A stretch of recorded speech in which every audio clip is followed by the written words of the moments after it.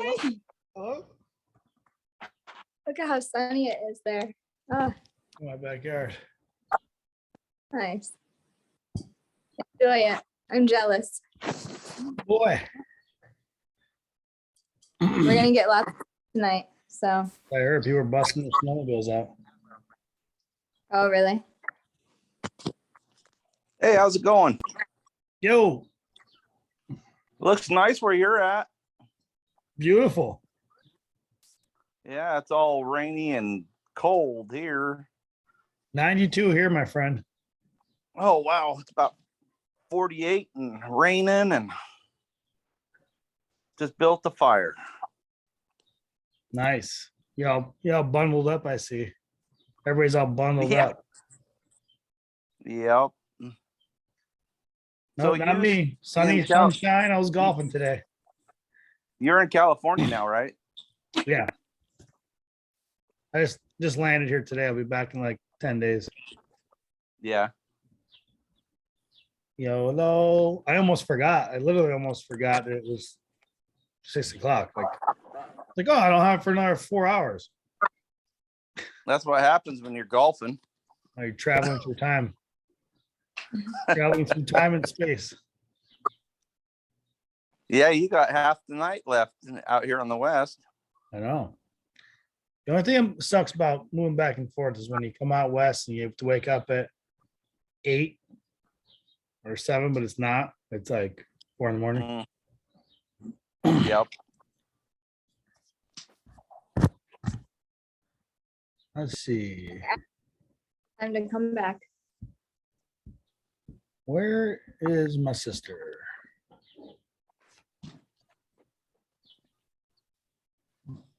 Let's see.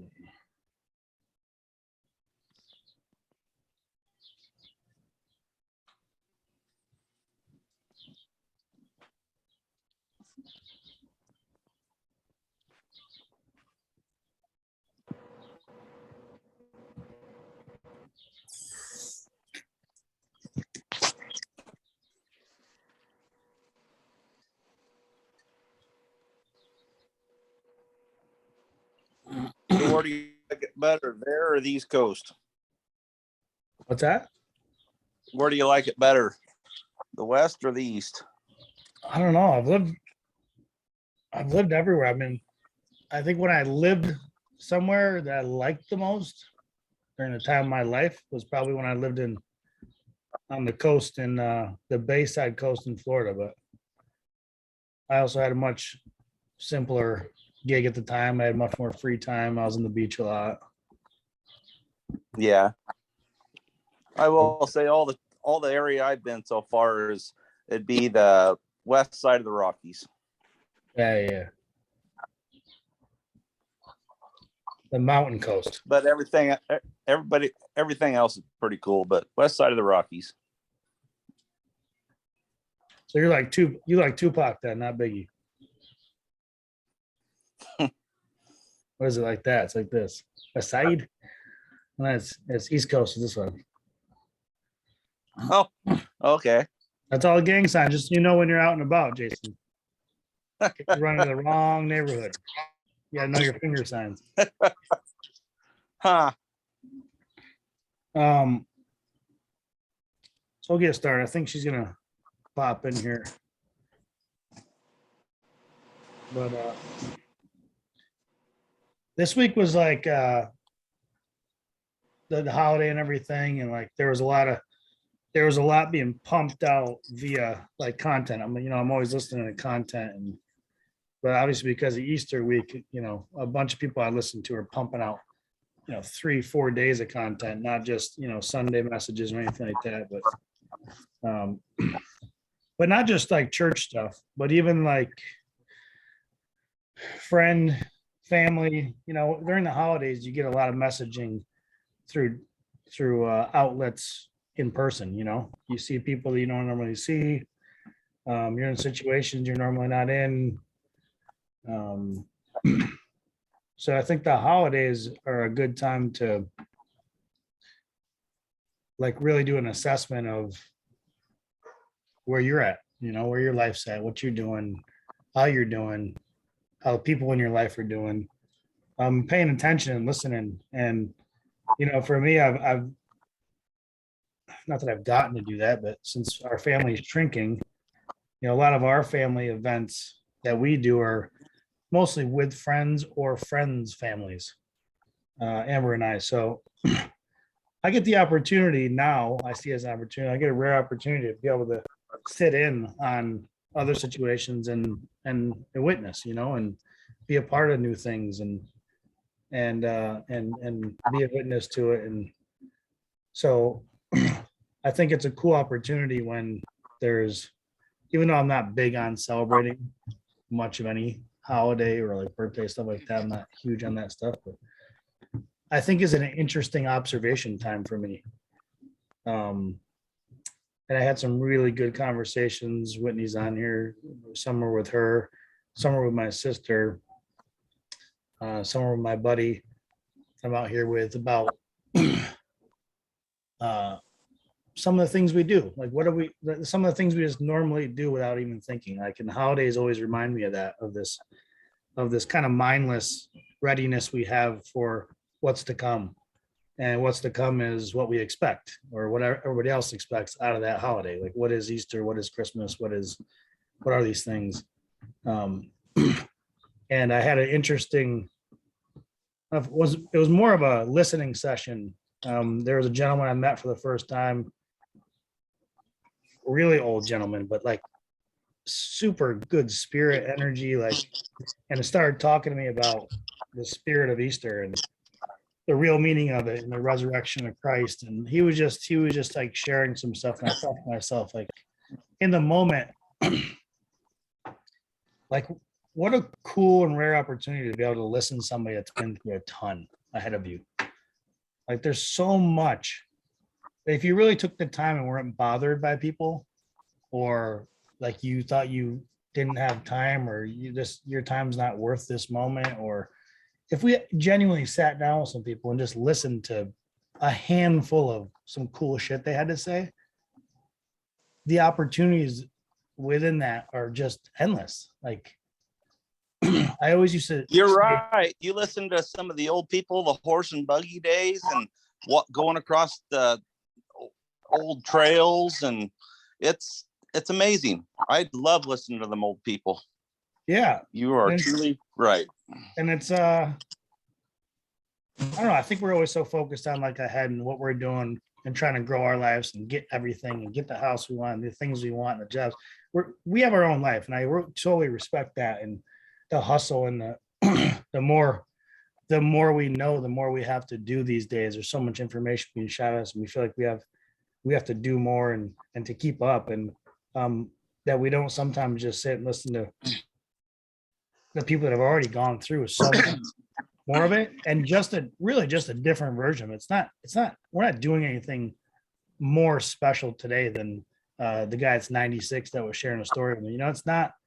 We're not doing anything much more special. And it's not because, oh, you're old and you're out of the game now, I can't learn anything from you. It's quite the opposite, I think. And I think if we take a moment to look at what it is that we're actually doing, and the reasons why we don't take the time, and the message that I wrote on the Instagram post, or the picture, was, we're not recognizing the hurt. We're not recognizing the faults in ourselves. We're not recognizing the fixes that are sitting right in front of us.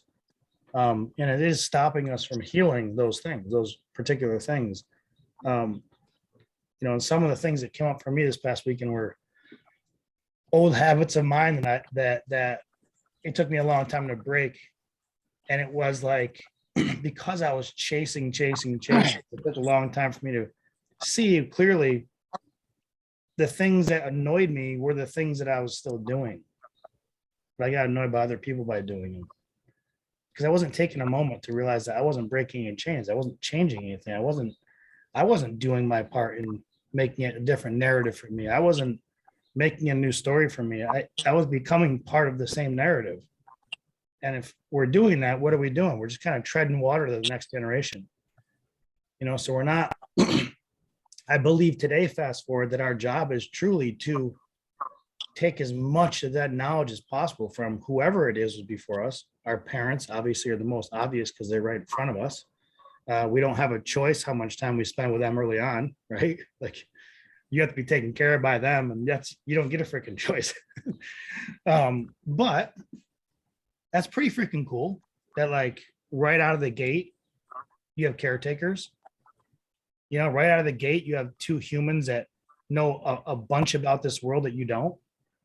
It's pretty cool that you have two of these people that have gone through all the goods and the greatnesses of what they think their life was. Maybe it wasn't great to you, maybe when you're older, but all the greatnesses and the struggles already before you.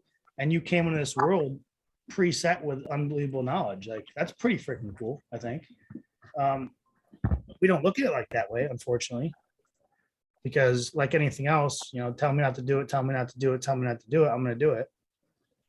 You know, don't touch it. It's hot, it's hot, it's hot. You touch it, you burn yourself, and you're like, fuck.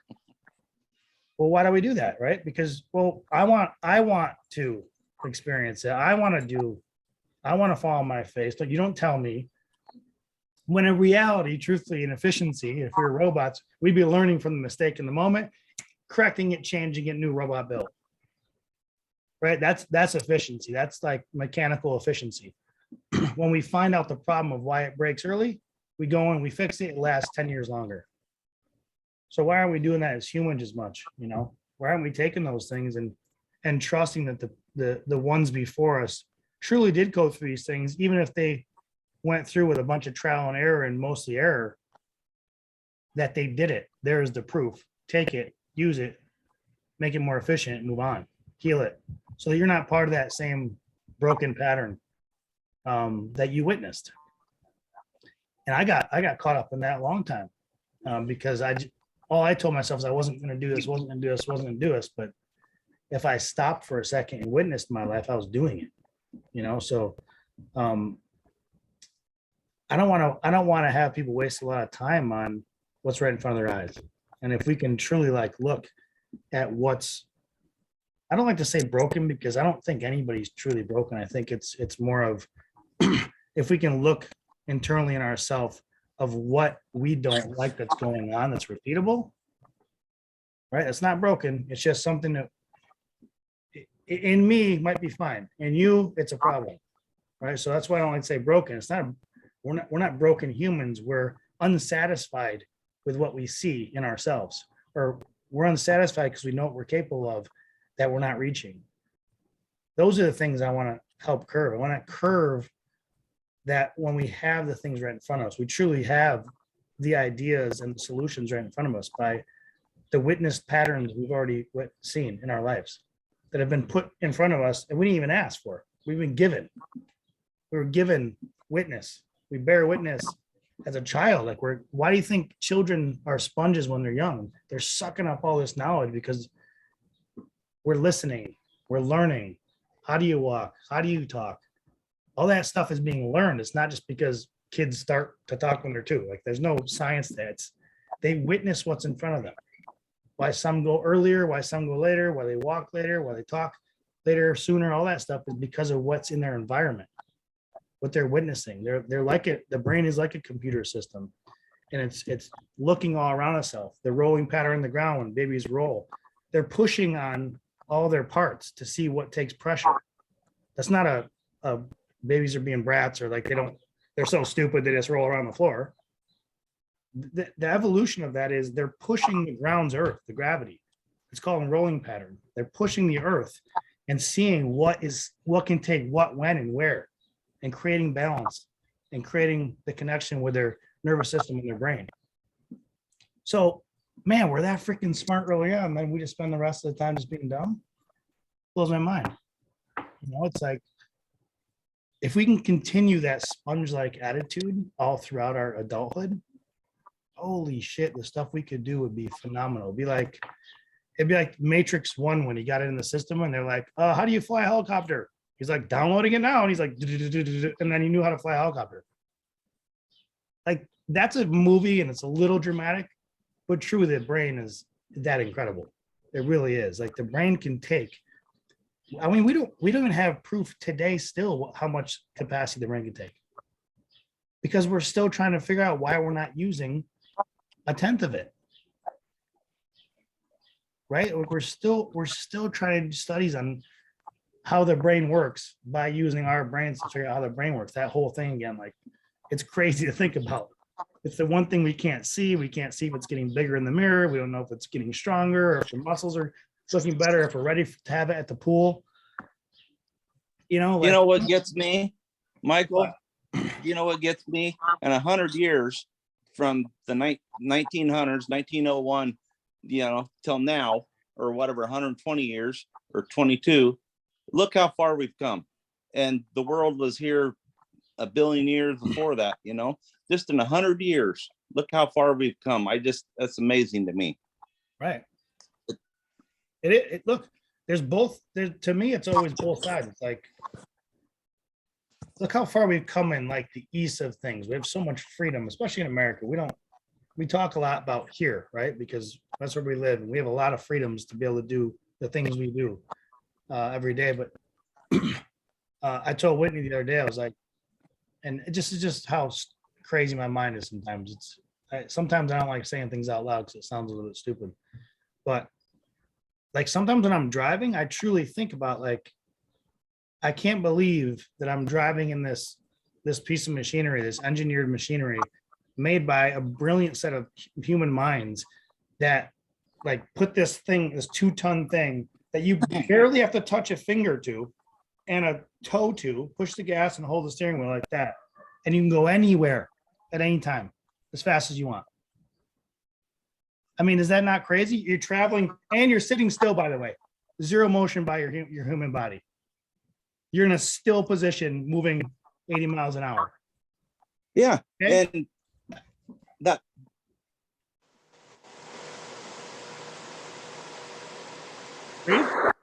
difference before, all it was metal, you know, and it barely drive.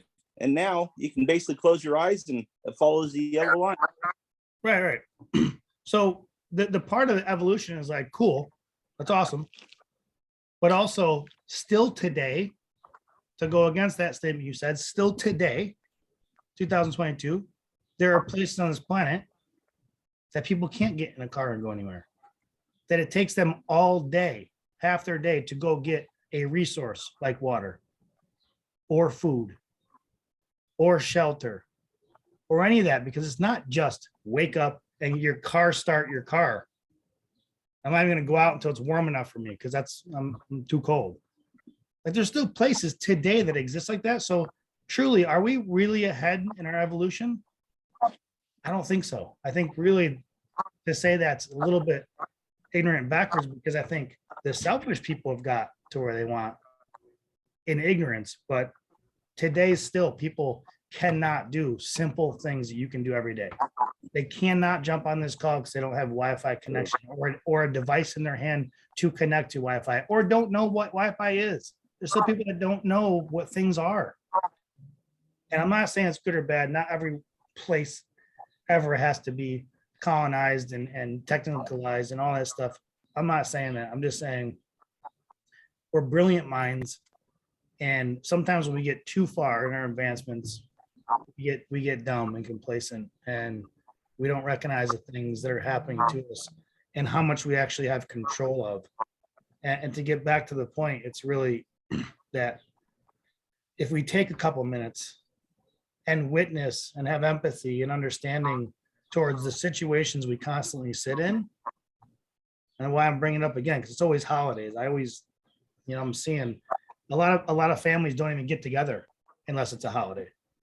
So you're talking about a handful of times a year where you might see cousins or your aunt or like parents, like truly.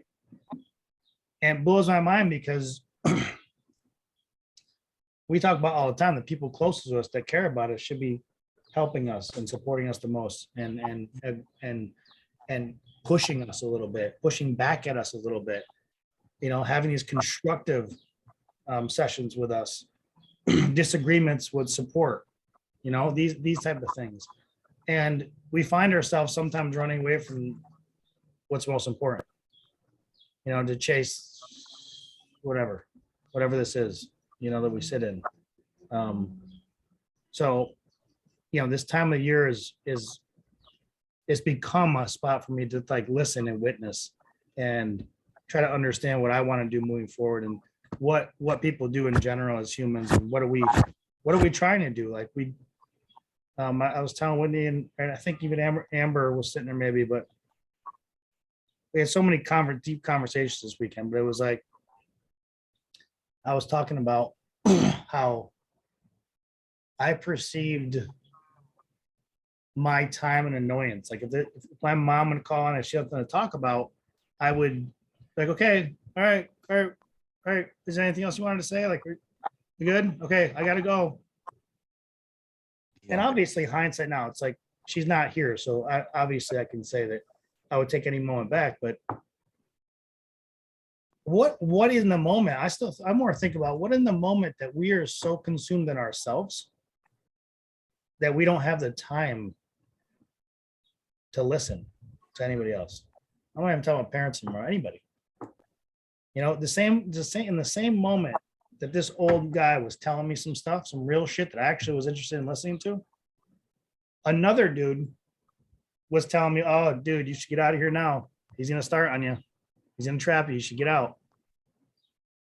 Like he was telling me, dude, you should get away from this guy. He's going to talk your ear out. And meanwhile, no, I'm good. Like I'm leaning into this dude. Like I want to hear what he has to say. Like, and he had some really cool stories. He told me about he wears this cross that he got 47 years ago.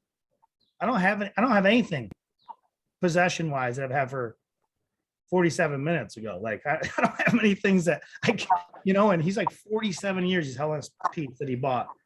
And he bought it because it's Jesus.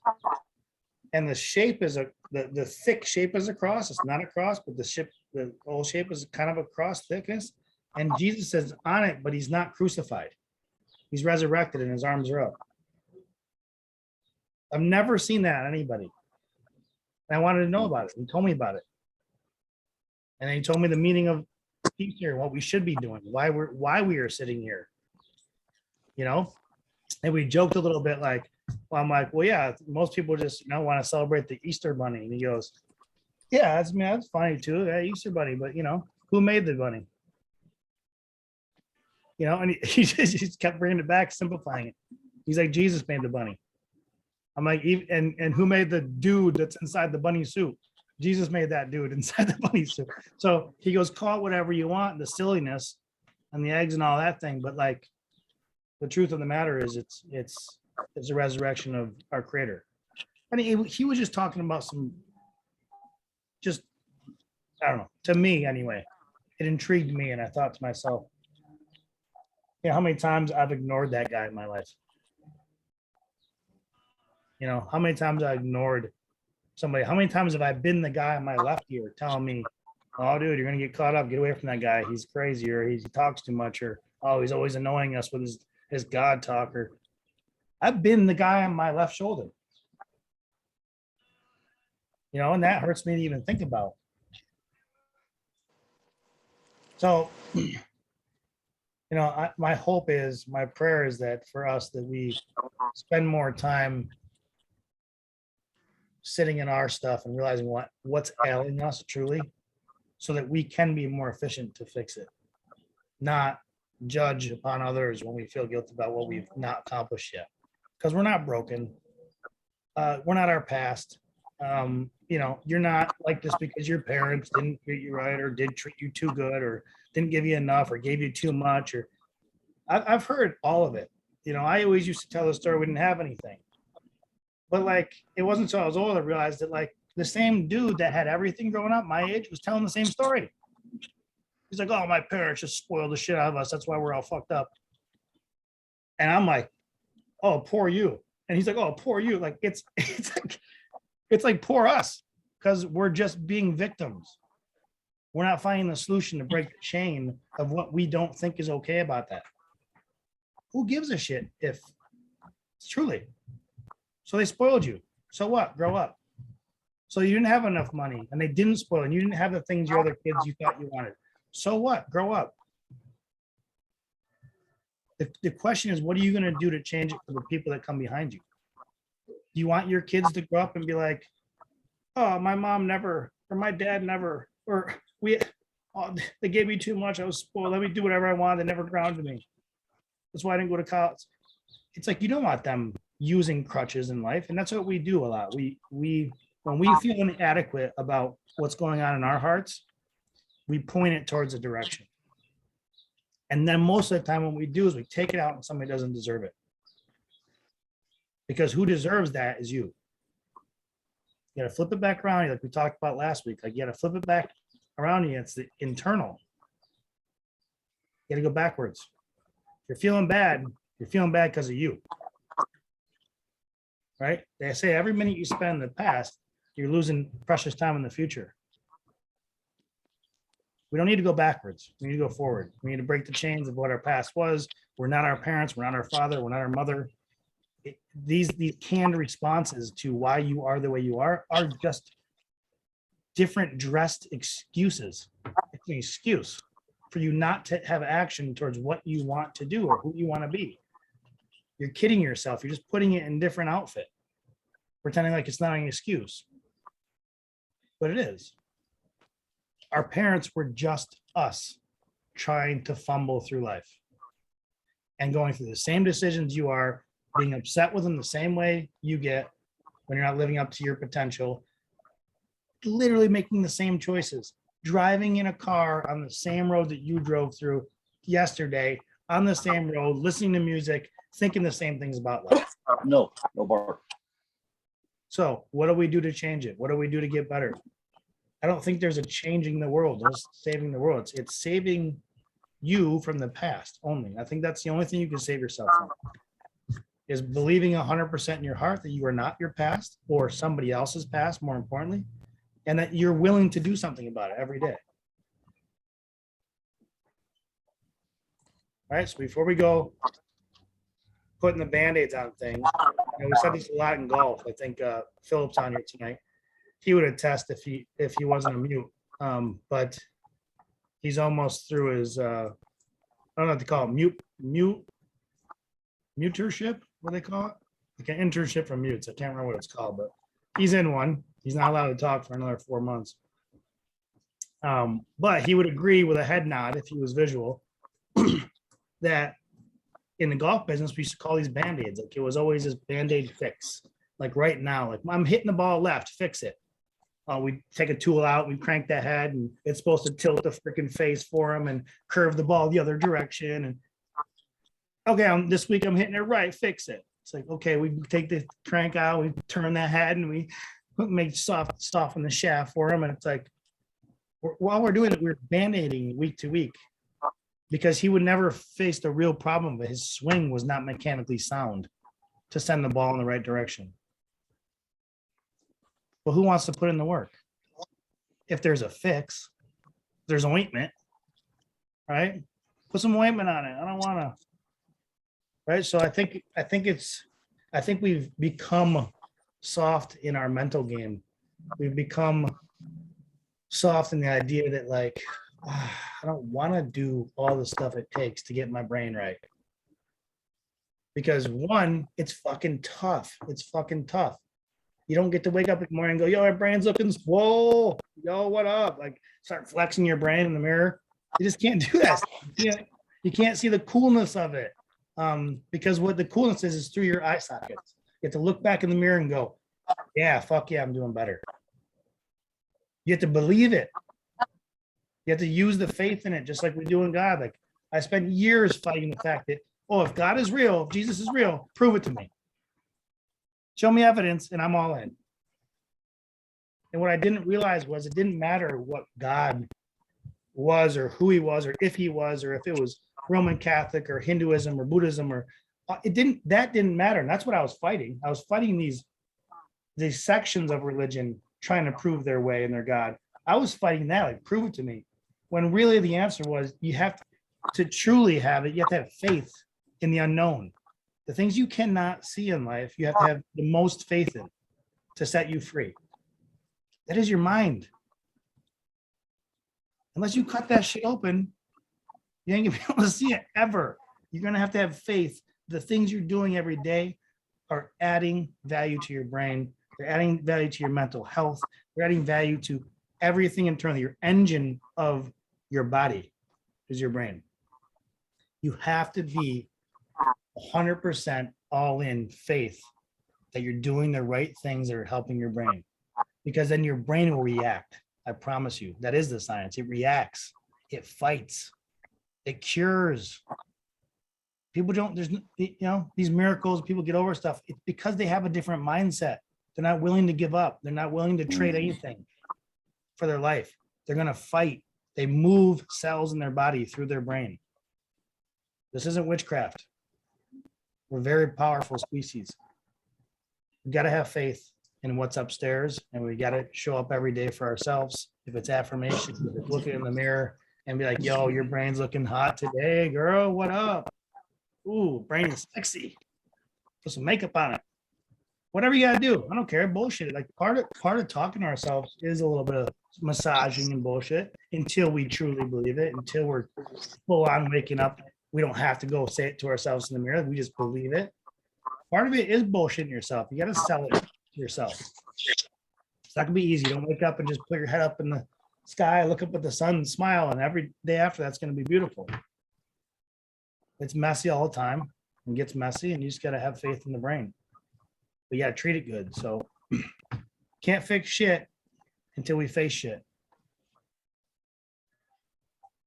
So based off shit, anybody else want to talk? The mute has spoken. Ointments are easier. Fixes take hard work.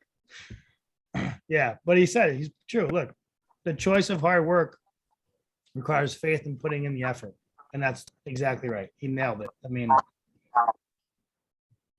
the easy path sometimes works, and we do see results sometimes when we take easy routes. And we do. We will see a result, and a result that we wanted. But sometimes it's just pure luck. Sometimes it's so temporary you can't see it. And sometimes it's not what you actually wanted. Those things will lie to you. So always the answer is putting in the work, because consistency over time lends itself to ease. Right? And that's simple as it gets. It's all the time. You just have to go. You just have to put it. You have to put it in. There is no easy way around it. There is no path that somebody figured out. There's not a book at Barnes and Nobles that has the 5 steps to happiness. There's not untying your heart and freeing it up from the past. Or listen, there's a sales component to all this stuff. All the self-help section of the library and the Barnes and Nobles and all these things are the #1 selling in all bookstores. And it's because it's not because we're all fucked up and broken. It's because they get it. They know us. They know the pattern. This is marketing 101. They know that humans want the easy way out. So as long as you put a number set and rules on stuff, you can sell. And everybody knows that. Even Jordan Peterson. Jordan Peterson's a really matter-of-fact motherfucking dude. But he's very smart too in business. 12 steps. 12 steps. And he goes over them. Sells a book, #1 seller all over the country. Guess what? Go look that up. Go look up an interview and find out. Let's be your homework.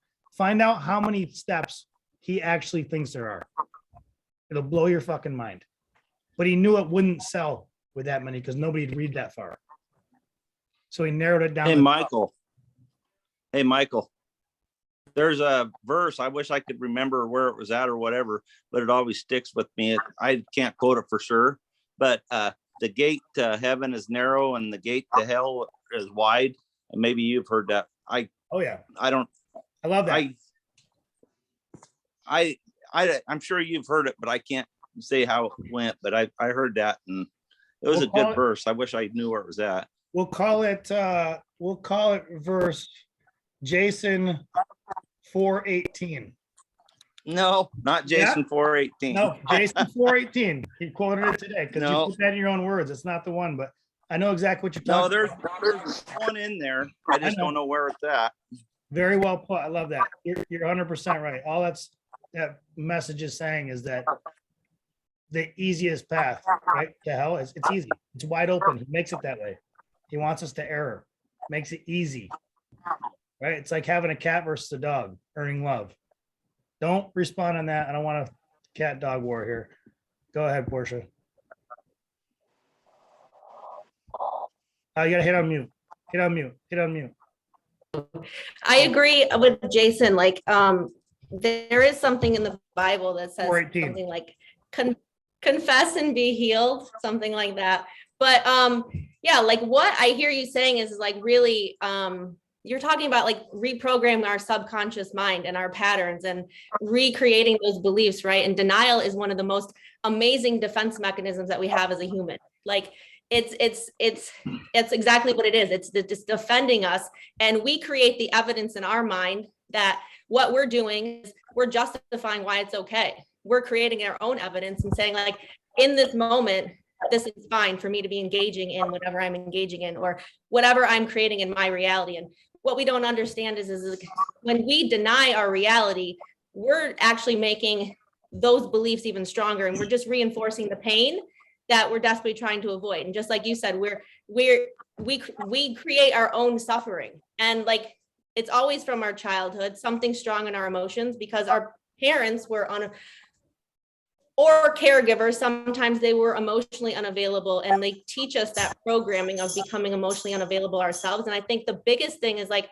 we're so programmed to do that, when we dismiss our own needs, right? And we live in this disconnected, we act out, and then like you said, we continue to repeat these same patterns. And I always believe and know to be true that it takes vulnerability and it takes courage to heal. And if you're not willing to be vulnerable and you're not willing to create that authentic, because without vulnerability, you'll never create that authentic connection, right? Because, and this is where society stands today. Like nobody's willing to be courageous and vulnerable and really show the dark parts of who we are. We always see the highlights, right? It's exactly what we talked about a couple of weeks ago. It's like, nobody's willing to stand naked and just be like, hey, like this is me, and to be proud to stand naked and like to acknowledge we've all made mistakes. We've all acted out of a pattern, right? And like we are not broken. Like we can all heal from that too. And we don't have to keep acting it out. People are just not willing to.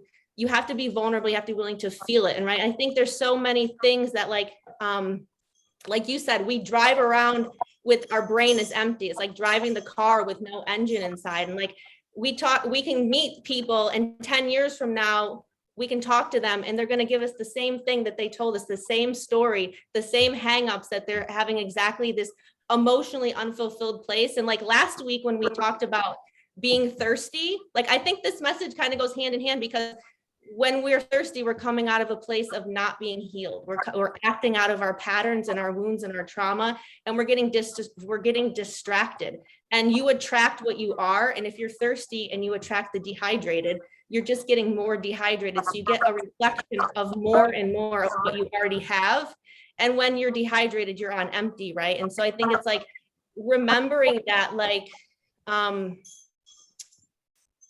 everything's from the inside here. We see so many people in our 3D reality that, like you said, they chase and chase and chase and chase, and they don't even see that inside here is where it would come from, because they never have any fulfillment, right? And nobody wants to, like, we go against our feelings. We think it's a sign of weakness if we show our emotion. Like if we don't ever step into the fear, and we don't ever experience the fear or the sadness or the anxiety, like we avoid what's unavoidable. And that's exactly why we continue to get hung up. And like, we don't give ourselves permission to sit in the emotion. And I think that's like, to actually heal, we have to have radical self-compassion and like radical self-forgiveness for what we had in the past. In order to move to the future, you have to forgive the past, right? And you have to let it go. And, like to be that better version of who you've been called to be. And I think the biggest thing that people get hung up in is they stay in the same environment, and you can't heal in the same environment that you got hurt in. Like, keep reinforcing to your brain that it's okay to be in that same environment that your subconscious is familiar with. It's going to feel comfortable because it's familiar. And so your body will reinforce to you and your nervous system that, okay, this is fine for me to be here because I already know this. I've been here my whole entire life. So it would take you to go into the unknown, into a new environment, in order to let go of that old identity of who you were. Yeah. If that makes sense. You know what I'm saying? Like, No, so that's a like, great- yeah, that's I a think great- that's where a lot of people get hung up. They're not willing to let go of who they were to become who they want to be. Like, Yeah, you really have to, you have to get clear on that, you know? And internal power is always going to be so much more powerful and more valuable when we're fulfilled internally than we can create externally. And it's going to look totally different, right? Because yeah, it's just like, I think it's just being willing to be committed to a better you. And just like you said, sometimes it's going to feel different. It's going to feel strange when we show up and we're like telling ourselves these things that we're not familiar with. And we have to, and that's exactly how you start to reprogram the subconscious mind, is you continue to tell it things that are the vision of who you want to become. Because, like, you know, you have to create the reality before you actually see it with your eyes. You have to start living as is, as if you're already that new healed version of you. You have to live it today, and you have to feel it in your body today to get to where you want to go. And then eventually what will happen is you'll wake up and you'll be this better version of who you are, just by continuing to do that every single day. Right. And yeah, that was good. That's a good point. Amber just messaged something too, just talking about nothing left to prove. And it's exactly what we're talking about. I mean, it's not,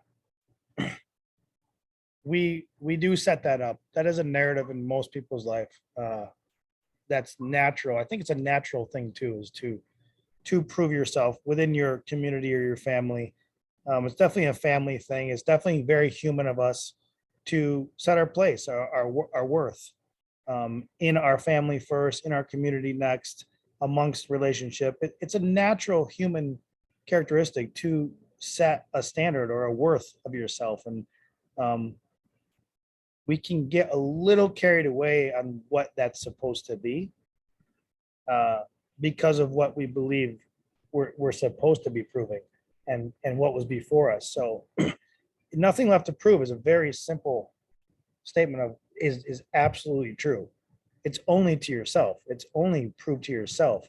I always say, if you live, you can go around a group of people right now that are very conservative in a way, or very religious in this way, or very committed to this thing, and feel really, I'm particularly a person like this, can feel really left out of that situation, but I'm very comfortable in being uncomfortable in that situation.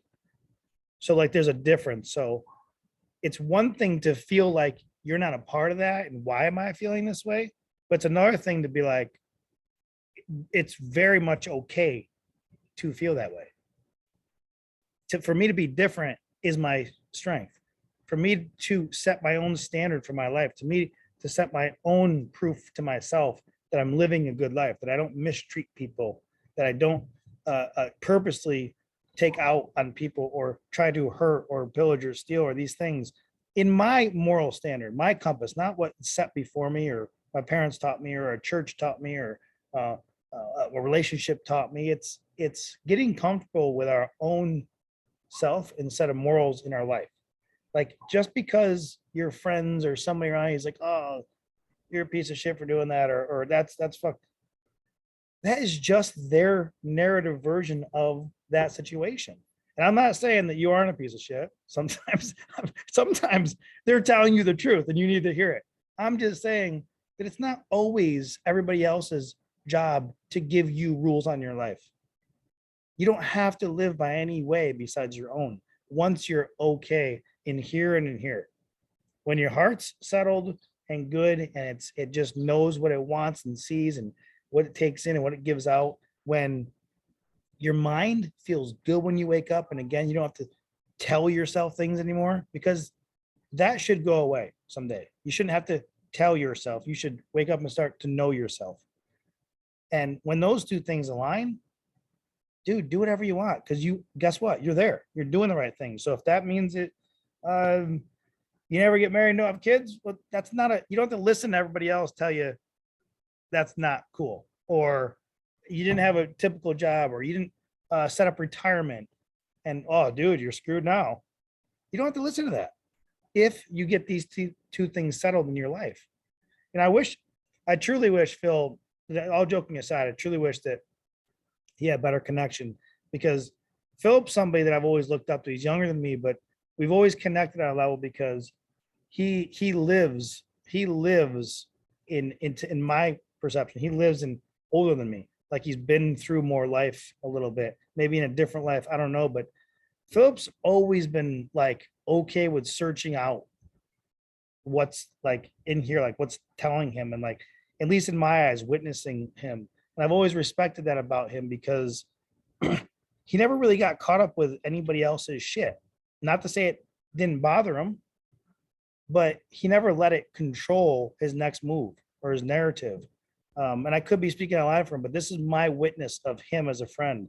And I've always respected that from him, because I think that's where we're supposed to be getting. We're supposed to be comfortable in our own skin and not letting anybody else dictate. Not, if I don't like this job, you know what?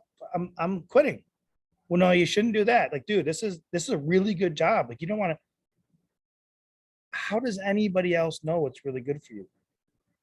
Don't ever miss out on an opportunity to chase something that's right in front of your eyes. And that could be love, that can be job, that can be opportunity, that can be travel, that can be children, that can be anything. There's no visual of it. There's no picket fence fairy tale bullshit you get told growing up. There's none of that. That is being painted by you. That picture is being painted by you.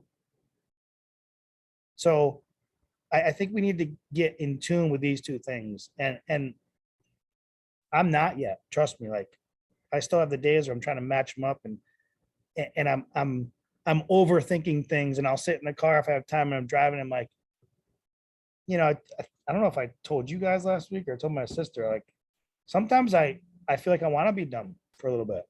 I don't want to know as much as I know. And I want like a day off of my brain, and I truly, sometimes I feel like that. I'm like, oh, why do I have to why am I in this position? Why am I the way I am? And it lasts, the times last less and less every time that I have that now, but it still comes, because we're supposed to question life. We're supposed to question ourselves. We're supposed to question what we're doing, what's going on, if we're doing the right thing. Can we be better? Are we being dumb in the moment? Like, are we being mindless? We don't have to conquer the world. That's not being better. We don't have to be CEOs and making $1 million a year and creating brand new inventions. I'm just saying being better. Yesterday was you, and today is a better version of you. That's it. It could be literally as a tick on a clock, small little truths. But if you can wake up and feel like that, everybody, I hope, has felt this at some time or another. I don't think there's a time in your life you get to it. I think it comes and goes, and we just try to curve it so it comes more often. As you've woke up and you just feel everything's great. Like, you feel good in your mind, and you feel good in your soul, and your heart feels good, and you just feel good, and you want to do things, and you feel right, and the world feels right, and you reach out to more people, and you know that feeling. Everybody knows what I'm talking about. We just want to get more of those, and we have control of it. But definitely, Portia was saying what Amber just said. The whole point of this week was there's zero benefit of going backwards in the past to search for any answers, because you already had that try. You already had a stab at it. What happened. The results are in. It was yay or nay. The results are in. Time to move to the next project. There's no answers backwards. The truth already happened. It's time to move it forward. It's time to get into the now, and then try to make tomorrow that day you wake up again and go, everything's aligned. Like, all this feels right. For me, it's sunshine and pools. You know, it's easy. Mine's a Band-Aid. It's easy. Just Band-Aid. I just Band-Aid the environment. All right. Portia, real quick, because we're gonna wrap it up here. I got a couple more minutes. Go I ahead. just wanted to say that what you're describing when you are filling yourself up is you become an emotional billionaire. Like you have your own bank account and it's full. Mm. So that's I like all I wanted to say. I like that. That is emotional intelligence, emotional economy. I love all those because that's what we're lacking. We really are. I mean, if you talk to anybody, a lot of my conversations, anybody that knows me, is I talk a lot about men being emotionally unavailable, that women have this world by the balls if they truly wanted it or took control of it. Like I've felt this way for a long time, but she hit it on the head. I'm gonna end it with that because that's really what it is. It's all the stuff internally that we have to be rich at. We gotta start owning that shit, become rich in those. One at a time. Be rich in your heart, be rich in your mind, rich in your soul, humility, empathy, all the things that are important qualities to both sexes, all of us. Get rich in that first, then the stupid piece of paper that we put a value to will come in the way that it needs to you. There won't be an amount you think you need in life. All the other things will be rich, you'll be rich in it, and that'll just be circumstance. I got a little bit of cash to spend. Okay, and if you need some money, let me know. I'll let you borrow some. With 25% VIG, don't get crazy. All right, love all you guys. I'm gonna go swimming and grilling. Appreciate you all, and we'll talk next week. Amber's at the hockey game. Good luck, Black Bye, guys. Bears. Good luck, Black Bears. Love you.